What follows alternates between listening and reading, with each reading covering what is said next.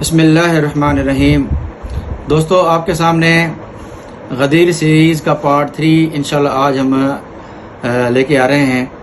پہلے 2 پارٹس آپ نے دیکھے ہوں گے، اس میں ہم نے دلائل سے ثابت کیا کہ کس طرح غدیر کے نام سے یہ اللہ کے رسول صلی اللہ علیہ وسلم کی گستاخی کرتے ہیں، اور ساتھ میں ہم نے یہ بھی ثابت کیا کہ غدیر سے سیدنا علی رضی اللہ عنہ نے خود اپنی خلافت نہیں سمجھا اور نہ ہی حضرت عباس نے سمجھا، اور بھی بہت ساری باتیں ہم نے آپ کے سامنے کی ہیں۔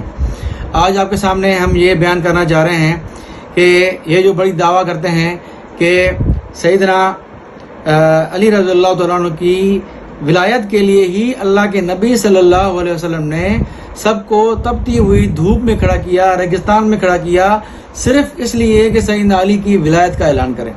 حالانکہ اتنا اہم ہوتا تو اللہ کے نبی صلی اللہ علیہ وسلم ولایت کا اعلان منی میں کرتے، عرفات میں کرتے، آکے کہاں کر رہے ہیں؟ غدیر میں۔ آپ دیکھیں، مکہ سے ایک مدینہ جائیں گے تو راستے میں غدیر پڑتا ہے، لیکن مکہ سے اور مدینہ کے اپوزٹ جو شہر ہیں، طائف ہے، اس کے علاوہ یمن ہے، صنعاء ہے، یہ سارے اپوزٹ میں ہیں۔ یعنی مکہ سے جو مدینہ نہیں جا رہے، اپوزٹ جا رہے ہیں، تو گویا وہ تو محروم ہو گئے نا، وہ ولایت علی کے اعلان سے محروم ہو گئے۔ تو غدیر اگر اتنا اہم مقام تھا، یعنی یہ اعلان اتنا اہم تھا، تو پھر اللہ کے نبی صلی اللہ علیہ وسلم نے مکہ میں کیوں نہیں کیا، عرفات میں کیوں نہیں کیا، جہاں سارے لوگ موجود تھے؟ غدیر میں کیوں کیا؟ اب دیکھیں کہ ان کی کتابوں میں جو ان کی بڑی کتاب ہے الغدیر کے نام سے انہوں نے لکھی ہے، اور بڑی تعریفیں کرتے ہیں یہ اس کی۔ الغدیر نے اتنی جلدوں میں کتاب لکھی ہے، امینی ہے، فلاں فلاں، ان کی علماء جو تعریفیں کرتے سکتے نہیں ہیں۔ ٹھیک ہے، آج ہم دیکھتے ہیں کہ اس الغدیر کے حوالے سے ہم آپ کے سامنے کچھ باتیں کوٹ کرتے ہیں کہ اس غدیر میں جو بقول اس نے کتب اہل سنت سے نوٹ کی ہیں، تو آئے ان روایت میں کیا ہے، کیا واقعی سیدنا علی رضی اللہ تعالیٰ عنہ کے لیے ہی اللہ کے نبی رکے تھے یا کوئی اور وجہ تھی؟ اس کا جلد نمبر اول ہے آپ کے سامنے، جلد اول ہے اور صفحہ نمبر 44 یہاں یہ روایت کر رہا ہے جریر بن عبداللہ بن جابر البجلی سے، ٹھیک ہے، اور مجموع زوائد سے روایت کر رہا ہے۔ کیا شہدنا الموسم فی حجۃ الوداع فبلغنا مکانا یقال له غدیر خم، کہ اللہ جب حج کے بعد واپس جا رہے تھے تو کہاں پہنچے؟ غدیر خم کی جگہ پہنچے۔ فنادا الصلاۃ جامعۃ، تو آواز ندا دی گئی کہ نماز کھڑی ہونے والی ہے، نماز جمع ہونے والی ہے۔ فاجتمع المہاجرون والانصار، مہاجر انصار جمع ہوئے۔ یعنی یہاں نماز ظہر کا وقت ہو گیا تھا، اسی لیے ظہر نماز کے لیے اللہ کے نبی صلی اللہ علیہ وسلم نے سب کے لیے جو ہے وہ کھڑا کیا، نہ کہ سیدنا علی کی ولایت کے لیے۔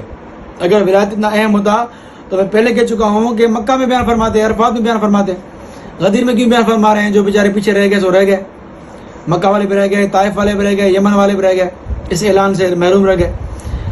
تو نماز ظہر کے لیے اللہ کے نبی صلی اللہ علیہ وسلم نے جمع کیا، نہ کہ خاص سیدنا علی کی جو ہے ولایت کے ان کا اعلان کے لیے۔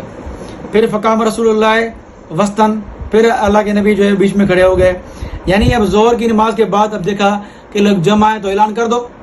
یعنی اصل مقصد سیدنا علی کی اعلان ولایت نہیں تھا، اصل مقصد کیا تھا؟ ظہر کی نماز ادا کرنا تھا۔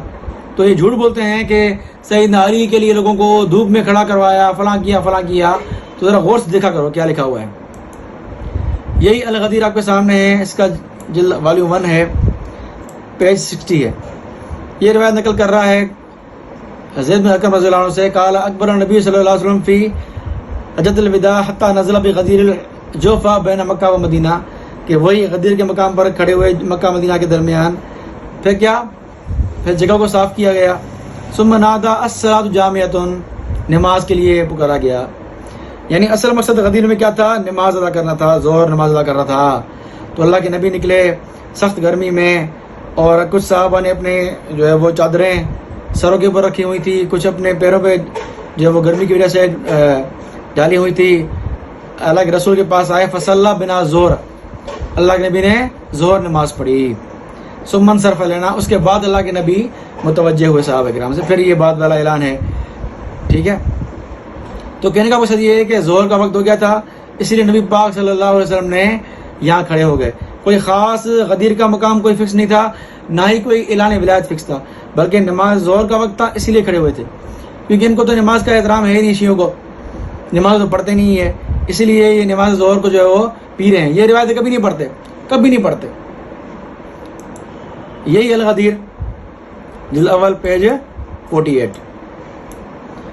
حذیفہ بن اسید اور عامر بن زیلہ سے روایت کر رہے ہیں کہ حجۃ الوداع کے موقع پر جب اللہ کے نبی جوفا پہنچے، حتیٰ اذا اخذ القوم منازلهم ارسل حکم ما تحتهن، لوگ جو ہے وہ اپنے شہروں کی طرف جانے لگے تو اللہ کے نبی صلی اللہ علیہ وسلم نے وہ جگہ صاف کروائی.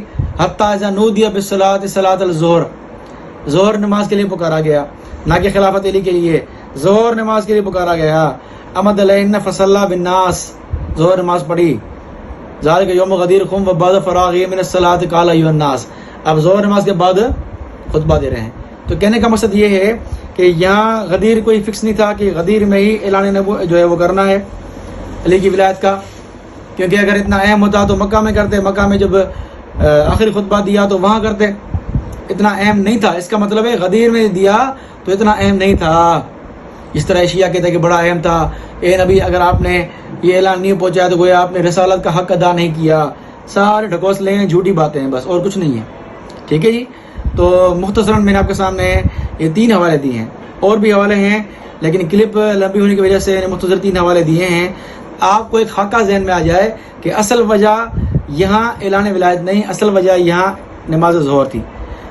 لیکن صحابہ کرام جمع تھے تو اللہ کے نبی نے اس کو غنیمت جانتے ہوئے بات کر دی. لیکن اصل وجہ غدیر کی قیام کی نماز ظہر تھا، نہ کہ ولایت علی کا اعلان. ٹھیک ہے جی. السلام علیکم ورحمۃ اللہ وبرکاتہ.